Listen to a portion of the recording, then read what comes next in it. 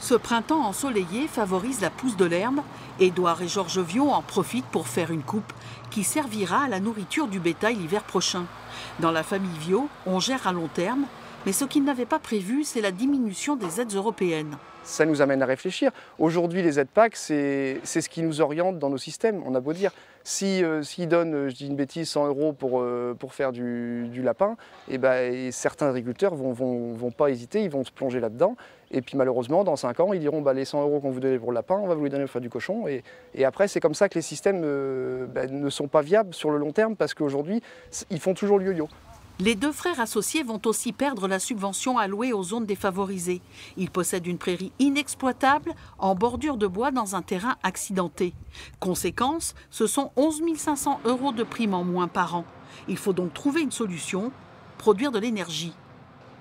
Aujourd'hui, les gens qui ont mis en place des choses comme ça, que ce soit des panneaux solaires ou des méthaniseurs, vivent de cette production-là. Ils vivent même plus de la production, que ce soit des vaches ou des cochons. Ils vivent même plus de leur production. Et c'est quand même un peu dommage aujourd'hui d'être obligé de se réorienter vers des choses comme ça pour arriver à vivre décemment.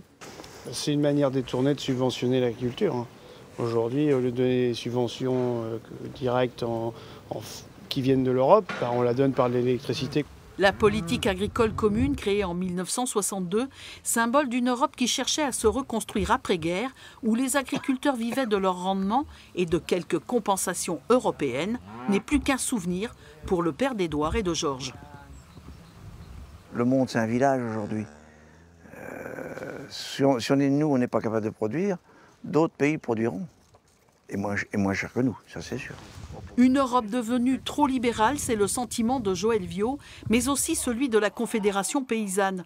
Pour Nicolas Fortin, éleveur de porcs et bovins bio, les aides sont importantes. Elles soutiennent les revenus des paysans, mais il estime que le budget européen doit être réorienté. Il faudrait arrêter cette politique libérale et revenir à une politique où on encadre les productions, où on gère les volumes pour arriver à avoir des prix qui seront le garant d'un revenu pour les paysans. Ces baisses de subventions dévoilées par la Commission européenne ne sont aujourd'hui que le point de départ de négociations qui vont bientôt s'engager à Bruxelles.